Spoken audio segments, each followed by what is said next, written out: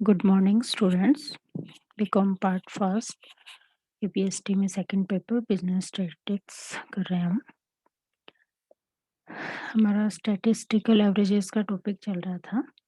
Averages कर रहे थे हम लोग। तो उसमें अ, गुणोत्तर माध्य को समझने से पहले हमें लॉगरिथम्स को समझना पड़ेगा, क्योंकि गुणोत्तर माध्य हम तभी कर पाएंगे जबकि आपको लॉगरिथम्स आता है, क्योंकि उसमें हमें इनकी सहायता लेनी पड़ती है कैलकुलेशन के लिए, जटिल कैलकुलेशन के लिए। तो इस टॉपिक में हम लॉगरिथम्स एंटी लॉगरिथम्स को ही समझेंगे। लघु गुणक या लॉगरिथम्स क्या है? एक्चुअली लॉगरिथम्स का यूज कोई भी जटिल गणन क्रिया है उसको इजी करने के लिए उसका यूज किया जाता है, ताकि एक तो गणन क्रिया सरल और शुद्ध भी हो जाए और उसमें समय की भी बचत हो।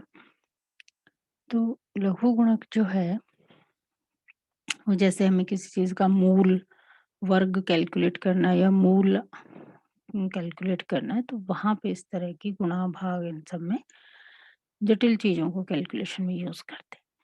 तो लघु गुणक का जो बेस है वो 10 है। तो कोई भी दी हुई संख्या का लघु गुणक 10 की वह घात है जिससे कि 10 उस प्रस्तुत संख्या के समकक्ष या बराबर हो जाए। जैसे 10 है, उसका लघु गुणक 1 होगा। इसी तरह से 100 है तो उसका लघु गुणक 2 होगा, क्योंकि हम 10 की पावर 2 करेंगे तो वो कितना आएगा? 100 आएगा। इसी तरह से 1000 है तो उसका लघु गुणक जो है वो 3 है, क्योंकि 10 की पावर 3 करने पर 1000 आ जाता है। तो 10 या 10 के गुणक में कोई संख्या है तो उसके लॉग जो है हम इस तरह से ज्ञात कर सकते हैं। लेकिन उनके अलावा वाली जो संख्याएं हैं, जैसे 99 है, 205 है, कुछ भी संख्या है जो कि 10 या 10 के लघु गुणक में नहीं है, तो वहां पर लघु गुणक ज्ञात करने के लिए हम लघु गुणक सारणियों की सहायता लेते हैं। अब ये लघु गुणक सारणियों की सहायता जो हम लेते हैं उसमें लघु गुणक को कैलकुलेट करने के लिए उसमें दो चीजें हैं। एक तो लघु गुणक का वो पार्ट होता है जो दशमलव से पूर्व होता है, उसको तो हम कहते हैं पूर्णांश।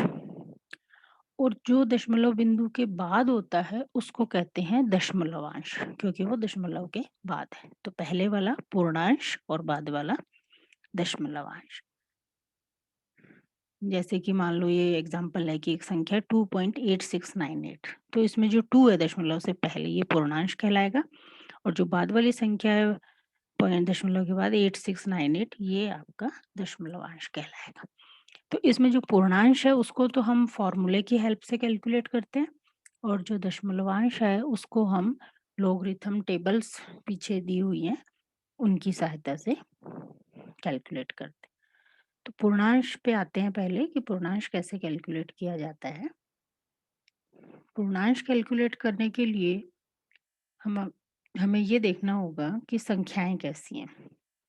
दो तरह की संख्याएं हो सकती है। एक तो ऐसी संख्या जो इकाई यानी एक या एक से ज्यादा है,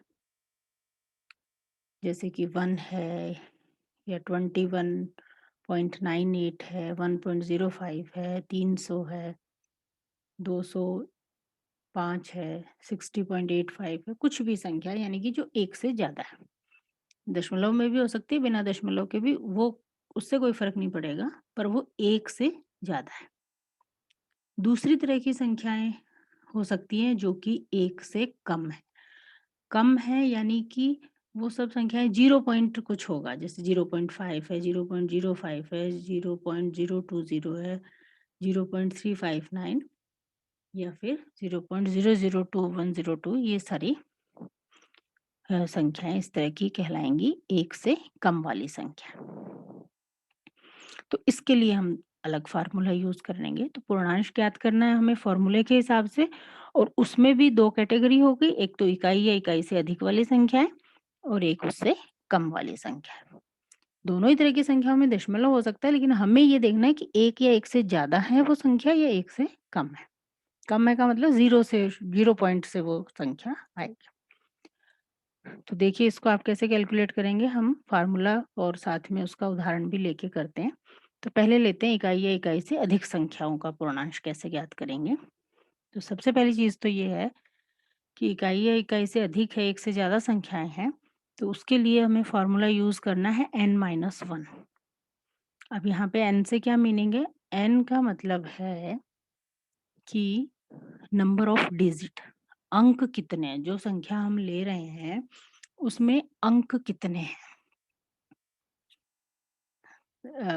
जैसे ये एग्जांपल देखिए 2648 2648, तो इसमें कितने अंक हैं? 4 अंक हैं।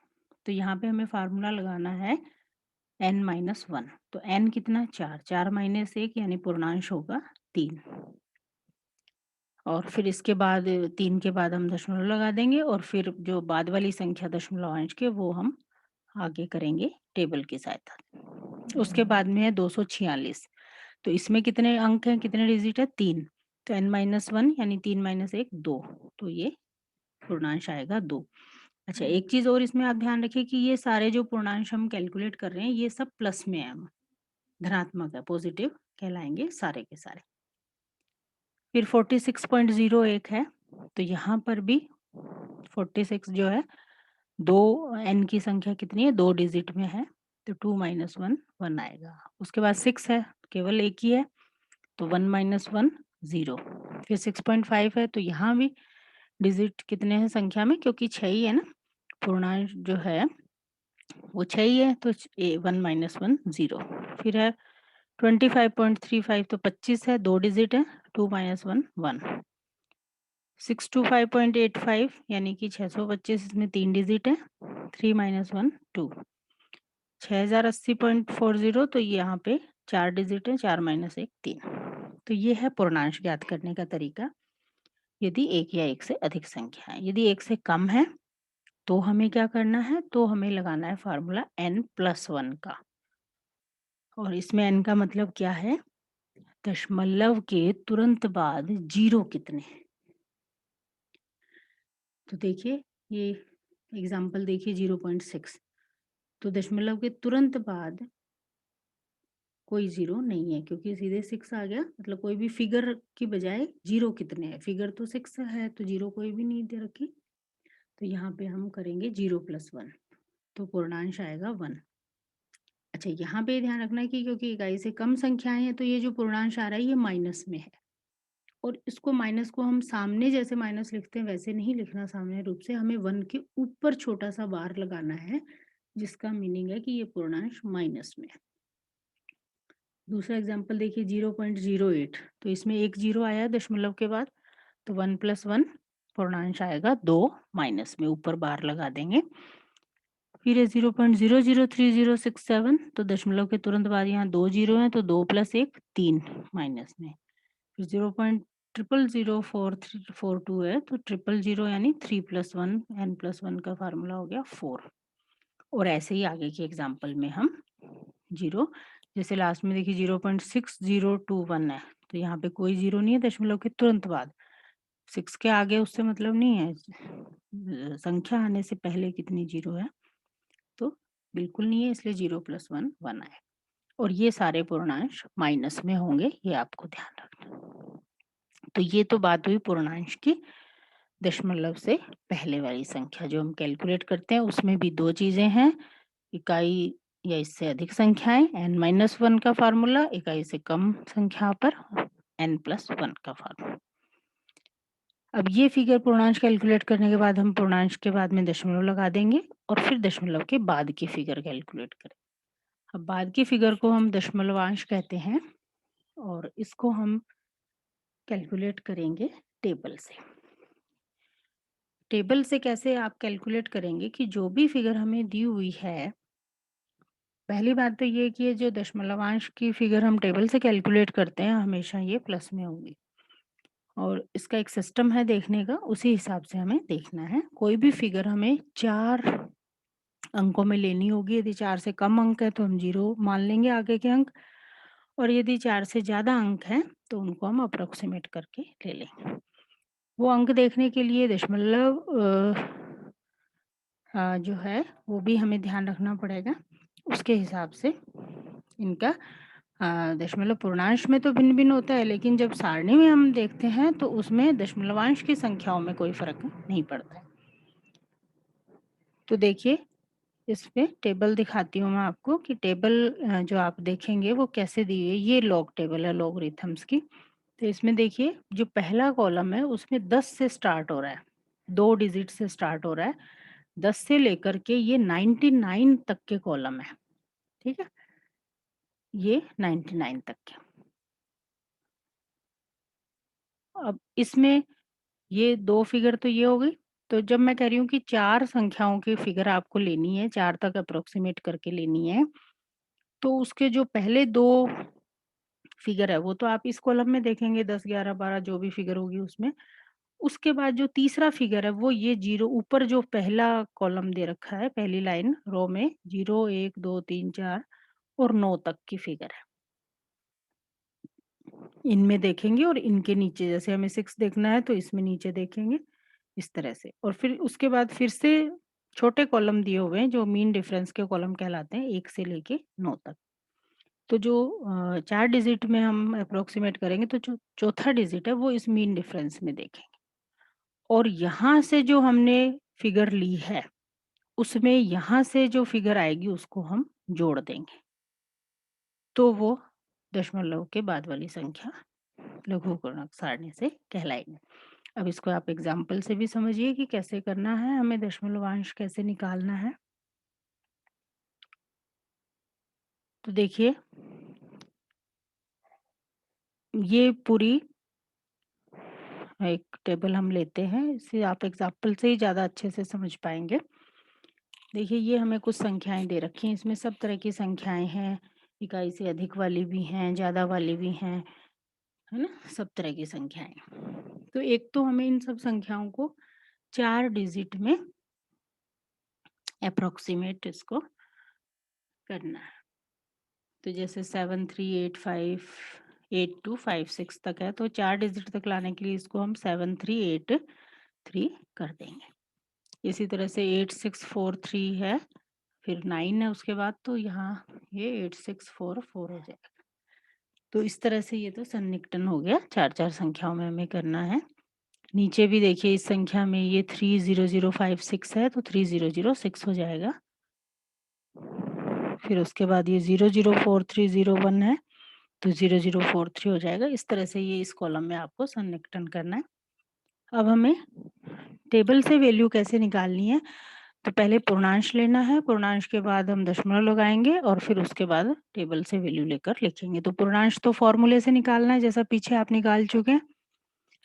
तो देखिए इसमें पूर्णांश के लिए आप n-1 का फ़ॉर्मूला लगाएँगे फर्स्ट उसमें 7, 3, 8, 2, 5, 6 कितने डिजिट हो गए? 6, 6 माइनस 1 5, फिर 4 डिजिट है, 4 माइनस 1 3, 3 माइनस 1 2, 9 1 8, 3 माइनस 1 2, 1 2 12 है, तो 2 डिजिट है, 2 माइनस 1 1, फिर 3 है, 3 पॉइंट समथिंग है, तो 3 एक ही डिजिट है, तो 1 माइनस 1 0, फिर पॉइंट में इकाई से कम वाली संख्याएँ आ गई, तो दशमलव के बाद कोई ज़ीरो नहीं है, तो n+1 का फ़ॉर्मूला 0+1, तो ये -1 आएगा। इसमें भी कोई ज़ीरो नहीं है दशमलव के बाद, तो n+1 -1।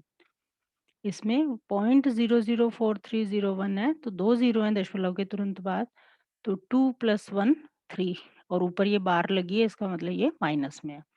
यहाँ पे दशमलव के बाद 3 ज़ीरो है, तो 3 + 1 4 माइनस में। यहाँ पे 4 ज़ीरो है, तो 4 + 1 5 माइनस। तो ये तो पूर्णांश की संख्या आ गई जो अभी हमने पीछे की थी, वही है। अब इसमें टेबल से हम कैसे कैलकुलेट करेंगे, इसको आप समझिए। टेबल से कैलकुलेशन बहुत ज़्यादा आसान है, केवल हमें टेबल ध्यान से देखनी है। तो देखिए फर्स्ट फिगर हमने इसको 4 अंकों में हमने अप्रॉक्सिमेट कर लिया 7383। तो आपको इसको कैसे देखना है, पहले जो टेबल में पहले 2 अंक देखने हैं 73, फिर उसके सामने हमें 8 नंबर वाला कॉलम देखना है और फिर मेन डिफरेंस में 3 वाला कॉलम देखना है और 3 वाले कॉलम की जो फिगर आएगी वो 8 वाले कॉलम की जो फिगर है उसमें जोड़नी है। तो अब देखिए टेबल पे चलते हैं। ये है 73 का 8 3, ये हम देखेंगे। तो देखिए ये टेबल है, अब इसमें 73 हम निकालेंगे पहली लाइन में, फर्स्ट जो कॉलम है 73। देखिए ये यहाँ 73 है पहली लाइन में। अब इसके सामने हमें देखना है 8 नंबर का कॉलम। तो ऊपर देखिए ये कॉलम 0 से लेके 9 तक है, तो 8 नंबर वाला कॉलम जो है यहाँ चल रहा है ये। तो 73, ये 73 है, इसके सामने ये 8 नंबर का कॉलम है जिसकी फिगर है 8681। अब उसके बाद हमें 3 का कॉलम लेना है फिर से, तो 3 के कॉलम में यहाँ पे डिजिट है 2, तो हम ये 2 इसमें जोड़ देंगे। 8681 में 2 जोड़ देंगे तो 8683। अब ऊपर हम चलते हैं वापस, देखिए क्या फिगर आ रहा है 8683। तो बहुत फन की तरह से है ये टेबल देखना। तो देखिए इसमें टेबल में भी सिखाया गया है कि चल हमने 73 के सामने 8th कॉलम देखा तो 8681 आया। फिर उसके आगे मीन डिफरेंस में 3 वाला कॉलम देखा तो उसमें 2 था, ये 2 हमने इसमें जोड़ दिया। तो ये पूर्णांश तो 5 हमने फ़ॉर्मूले से किया ही था, तो पूर्णांश 5.8683। तो इस तरह से आपको ये टेबल देखनी है। फिर सेकंड एग्जांपल देखिए 86 4 4। तो पहली लाइन में 86 देखेंगे, फिर 4 वाला कॉलम देखेंगे, उसके नीचे ले जाएँगे और फिर 4 वाला कॉलम मीन डिफरेंस में देख कर के उन दोनों को हम जोड़ देंगे। तो इस तरह से ये टेबल आपके सामने होनी चाहिए और टेबल देखेंगे बार-बार तो आपको समझ में आएगा कि कैसे करते हैं। 1-2 एग्जांपल और लेते हैं। जैसे देखिए ये लेते हैं 12.0567, तो इसको अप्रॉक्सीमेट किया तो 12, 0 और 6। तो पहले 12 लेना है पहले कॉलम में, उसके बाद 0 वाले कॉलम की फिगर देखनी है और फिर 6 वाले की। तो देखिए 12 का 0 6। तो देखिए 12 ये है, शुरू में ही है ये 12 और इसके बाद छठा कॉलम ये है जिसकी फिगर है 1004, 1004। 12 नहीं, नहीं सॉरी 1206 था, 12 के सामने हमें 0 ही देखना है, 0 तो यही है 0796, है ना? अब उसके बाद में हम 12 में 0792, तो ये तो 0 हो गया और 0 के बाद 6, 6 आपका ये आ रहा है यहाँ पे 21, तो ये 792 में 0792 में 21 हम जोड़ देंगे। तो ये देखिए आप 0.0792 और इसमें 21 जोड़ देंगे। पूर्णांश 1 है ही जो फॉर्मूले से किया था, तो 1.0813 ये फिगर इसमें आ जाएगी। तो इसी तरह से एक एग्जांपल और देख लेते हैं माइनस वाला। जैसे ये है 0.004301, तो 4 फिगर तक 0043 आ गया। माइनस में 3 इसका फॉर्मूले से फिगर आ गई। अब टेबल में देखेंगे तो 00 के सामने 4 और 3 देखेंगे। देखिए 00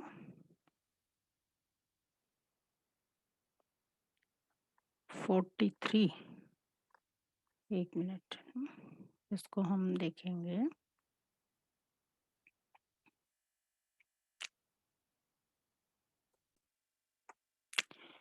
तो इसमें क्योंकि शुरू में 00 है, 43 है, तो हम इसको 43 और 01 का कॉलम देखेंगे। क्योंकि उसमें फर्स्ट कॉलम 00 तो है ही नहीं, 10 से स्टार्ट है, तो इसलिए आपको टेबल में देखिए यहाँ हम 43 देखेंगे। 43 ये है, 43 का 0 तो 6335 और फिर 1। तो ये देखिए ऊपर टेबल में इसकी वैल्यू 6335 और उसका 1 लिया तो ये +1 कर देंगे 6336 और माइनस में 3 पूर्णांश आ ही रहा है। तो इस तरह से हमें करना होगा। और यहाँ पे ये 0,0,0,0,1 है, तो इसका मतलब ये 10 इसके आगे 0,0 मान लेंगे हम 1 के आगे, तो 10 का 0 हमें देखना है। तो 10 के 0 में जो टेबल में वैल्यू है वो 0,0 ही है, तो दशमलवांश की कोई वैल्यू नहीं होगी, सिर्फ़ जो हमारा पूर्णांश माइनस में 5 आया है, वो केवल 5 ही रहेगा। तो क्योंकि ये 10 या 10 के गुणक वाली फिगर है, तो इसमें हमें टेबल की ज़रूरत नहीं पड़ती, केवल पूर्णांश ही हमें लिखना होता है। टेबल देखेंगे तो भी उसमें आपको 0 ही मिलेगा। तो इस तरह से आप बहुत सारे एग्ज़ाम्पल लेकर के उनके कैलकुलेशंस करके देख सकते हैं, उससे आपकी प्रैक्टिस होगी और सब और समझ में आएगा कि आपको टेबल किस तरह से देखनी है। तो ये तो हुआ लघु गुणक देखना। तो जब हम क्वेश्चन में कोई फिगर को लघु गुणक में कन्वर्ट करके कैलकुलेशन ईज़ी करने के उद्देश्य से उसको कर लेते हैं और लास्ट में जो हमारा आंसर आ जाता है, तो फिर उसको हमें वापस से ओरिजिनल फिगर में बदलना पड़ता है। तो वापस से जब ओरिजिनल फिगर में बदलने के लिए हमें कैलकुलेट करना होता है प्रतिलघु गुणक, एंटी लॉगरिथम। यानी पहले हमने लॉग निकाला, अब उस लॉग का हमें एंटी लॉग निकालना है, यानी इसको वापस उल्टा करना है। तो उल्टा करने के लिए लॉग की जो प्रक्रिया थी लॉग कैलकुलेट करने की, उस प्रक्रिया को हम बिल्कुल विपरीत कर दें। तो वो जो परिणाम आएगा वो ओरिजिनल फिगर आ जाएगी और वो प्रतिलघु गुणक कहलाएगा। तो प्रतिलघु गुणक में आपको 3 चीज़ें जो हैं ध्यान रखनी है, या यूँ कहें कि लॉग की प्रक्रिया को उल्टा करना है। तो उसमें एक चीज़ तो ये है कि जो पूर्णांश धनात्मक है यानी प्लस में है, उसका सूत्र आपको लगाना है n+1। और यहाँ पे n से मतलब क्या है कि जो दशमलव है, जैसे n+1 4 आया तो 4 डिजिट छोड़ के उसके बाद में दशमलव लगेगा, यानी बाईं ओर 4 अंक होंगे दशमलव। और n+1 यदि 2 आ रहा है तो 2 अंकों के बाद हमें दशमलव लगाना है। यहाँ पे प्रतिलघु गुणक में मीनिंग ये है। और यदि लघु गुणक में पूर्णांश 0 है, तो फिर दशमलव बिंदु एक संख्या यानी 0 + 1 करेंगे तो 1 आया, तो 1 एक अक्षर के बाद में दशमलव लगाया जाएगा। और यदि ऋणात्मक है, ऊपर यदि उसके बार का चिन्ह है, तो हमें फ़ॉर्मूला यानी प्लस का चिन्ह है तो n+1 का फ़ॉर्मूला और माइनस का है तो माइनस का फ़ॉर्मूला। ये तरीका है इसको फ़ॉर्मूले को याद रखने का है। तो माइनस होने पर n-1 हम यूज़ करेंगे फ़ॉर्मूला। और यदि n-1 मान लो 2 आ रहा है, तो दशमलव बिंदु के जस्ट बाद हमें और महत्वपूर्ण अंक से पूर्व 2 शून्य लगाने हैं। तो इस तरह से ये आपका फ़ॉर्मूले के आधार पर कैलकुलेशन होगा। यदि n-1 0 आ रहा है, तो फिर दशमलव के तुरंत बाद ही फिगर आ जाएगी, एक भी जीरो उसमें नहीं आएगी। इसको भी आप एग्ज़ाम्पल से समझ सकते हैं। देखिए ये मेन संख्या दी हुई है, फिर इसका लघु गुणक है और फिर लघु गुणक से जब हमने प्रतिलघु गुणक निकाला, तो देखिए वापस से ओरिजिनल संख्या आ गई। तो यही प्रतिलघु गुणक का तरीका है। तो देखिए लघु गुणक के लिए तो ये 2 4 8, तो n-1 का फ़ॉर्मूला लगाया, 3 - 1 2 पूर्णांश आ गया। फिर हमने 24 का 24 के बाद 24 के सामने 8वां कॉलम देखा, फिर 7th कॉलम देखा, मीन डिफरेंस में जोड़ा और फिर ये 3957 आ जाएगा, जो भी हमने प्रैक्टिस की वो है। अब इसका लघु गुणक ये आ गया है 2.3957, फिर इसमें 1.5177 आ गया, इधर ये माइनस में देखिए 0.246 है, यहाँ -1 आ गया, कोई ज़ीरो नहीं थी, 0 + 1 यानी कि माइनस में 1 और टेबल से वैल्यू 3909 आ गई। ऐसे ही इसमें एक ज़ीरो है तो ये माइनस में 2 और 7729 ये सब आ गया। ये तो लघु गुणक में हमने सीख लिया ऊपर। अब आप देखिए इनका लघु गुणक प्रतिलघु गुणक एंटी लॉग कैसे निकाला गया। अब ये फिगर है हमारे पास में, तो अब ये फिगर प्लस में है, तो हम प्लस वाला फ़ॉर्मूला लगाएँगे। तो अब हमें क्योंकि जो लघु गुणक की प्रोसेस थी, प्रतिलघु गुणक में उसको उल्टा करना है। लघु गुणक में हम क्या करते थे, पूर्णांश निकालने के लिए पहले फ़ॉर्मूला लगाते थे, फिर हम टेबल की वैल्यू देखते थे। प्रतिलघु गुणक में उल्टा करना है तो पहले हमें सबसे पहले टेबल की वैल्यू देखनी है। टेबल की वैल्यू को लिख लेंगे, उसके बाद हम दशमलव कहाँ लगाना है या दशमलव के बाद जीरो कितनी लगानी है ये देखेंगे। तो देखिए ये 23957 है, इसको हम एंटी लॉग टेबल अलग से है, लघु गुणक की टेबल थी उसके बाद एंटी लॉग की टेबल उसमें देखेंगे। तो देखिए ये एंटी लॉग की टेबल है, ये यहाँ से स्टार्ट हो रही है। इसमें देखिए 0.00, 0.01, 0.02 इस तरह से है और ऊपर ये 0 से 9 और फिर मीन डिफरेंस 1 से लेके 9 तक इस तरह से टेबल दी हुई है। तो इसको हमें देखना है। तो देखिए एंटी लॉग में सबसे पहले वाला एग्जांपल 0.3957, तो 0.39 देखते हैं और फिर 5 और 7, ये है 0.39, फिर उसके सामने 5, 2483 और फिर ये मीन डिफरेंस में देख लेंगे 83 है, ये 3 जोड़ेंगे तो ये हो जाएगा 86, 2486। तो देखिए ऊपर वापस हम जाते हैं 2487, मीन डिफरेंस को हमने जोड़ लिया तो 2487 आ गया। ये फिगर हमने देख ली टेबल से। अब इस फिगर में हमें दशमलव कहाँ लगाना है ये देखना है। दशमलव लगाने के लिए हमें क्या करना है कि यदि ये फिगर प्लस में है तो प्लस का फार्मूला n+1 और यदि ये फिगर माइनस में है तो माइनस, तो ये प्लस में है, प्लस वाला फार्मूला लगेगा n+1। अब n का मीनिंग क्या है 2, ये 2 लिखा हुआ है पूर्णांश, ये 2 n का मीनिंग है। 2 + 1 यानी कि 3। तो हम इधर से काउंट करते हुए 1 2 3 3 अक्षरों के बाद 3 अंकों के बाद दशमलव लगा देंगे। 248 3 अंक हो गए, इसके बाद आपको दशमलव लगाना है। अब इसको वापस एक और एग्जांपल से समझिए 1.5177, तो देखिए जो ओरिजिनल फिगर थी अप्रोक्सीमेट वो फिगर वापस से आ गई है। अब ये लघुगुणक देखिए 1.5177, तो सबसे पहले टेबल में वैल्यू 0.51 के सामने 77, ये देखिए एंटीलॉग में 0.55, ये 0.55 है और इसमें 7, 3606 और इधर भी 7, 6 जोड़ना है। 3606 और 6 जोड़ेंगे 3612। तो देखिए 3000, अच्छा हमने 55 देख ली, 51 है, सॉरी 51 के सामने देखेंगे 0.51, 51 तो यही है, इसके सामने 3289 और ये है 5, इसमें 5 जोड़ेंगे तो 94, 3294, 3294, ये 3294 आ गया।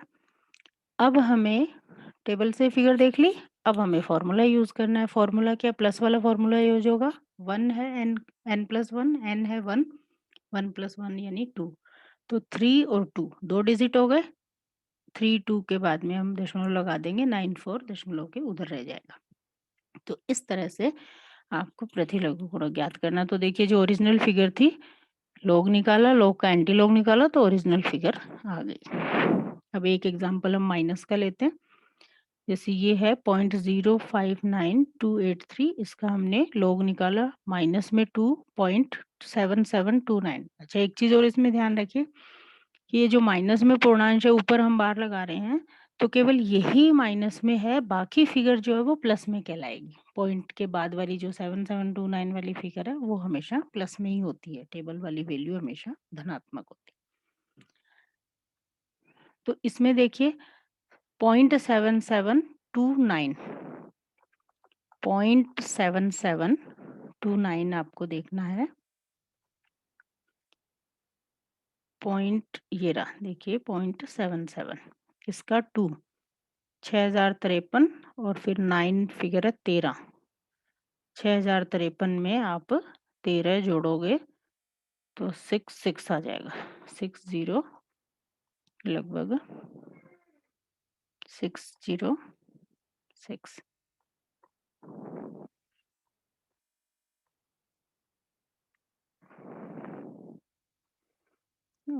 फिर फिगर ये सामने होनी चाहिए, ये फिगर थी 7729।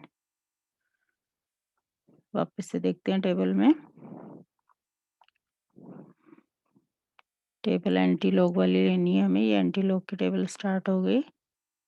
फिगर थी 0.772 5916 और इसके सामने 12, तो ये हो जाएगा 828 5928 5928। ये आप लोगों को टेबल में प्रैक्टिस करनी होगी, थोड़ा सा इस तरह से समझना मुश्किल है, प्रैक्टिस आप करेंगे। आपकी जो बुक है उसमें सब जगह आपको लास्ट में, बुक के स्टैटिस्टिक्स की जो भी सांख्यिकी की बुक है उसके लास्ट में आपको लॉग टेबल्स मिल जाएंगी, वहां से भी आप देख सकते हैं। तो इसमें हमने अभी टेबल से वैल्यू देखी थी 5928, तो 5928 हमने लिख दिया। अब हमें देखना है कि दशमलव कहाँ लगाना है। तो क्योंकि ये माइनस की फिगर है, इसका मतलब ये इकाई से कम वाली फिगर है, तो इसमें हम फॉर्मूला यूज करेंगे n-1। n है 2, 2 माइनस 1 यानी कि 1। तो हमें दशमलव के तुरंत बाद एक ज़ीरो लगाना है। तो 5928 से शुरू में हम एक ज़ीरो लगाएँगे और उससे पहले दशमलव लगा दें। तो इस तरह से ये प्रतिलघु गुणक की वैल्यू आ जाएगी। इसको आप जितनी तरह-तरह की फिगर लेके प्रैक्टिस करके देखोगे, संख्या से लघु गुणक निकालोगे और लघु गुणक से प्रतिलघु गुणक, तो आपकी प्रैक्टिस हो जाएगी और आपको समझ में आएगा कि हमें कैसे करना है। तो ये लॉगरिथम्स गुणो इससे अगले वीडियो में हम गुणोत्तर माध्य ज्योमेट्रिक मीन को समझेंगे और वहां पे ये लोग आपके काम में आएगा। तो पहले आपको लोग समझना जरूरी है, उसके बाद ही आप गुणोत्तर माध्य को समझ आएंगे। तो नेक्स्ट वीडियो में गुणोत्तर माध्य को समझेंगे, इसको पहले आप अच्छे से प्रैक्टिस करिए। Thank you.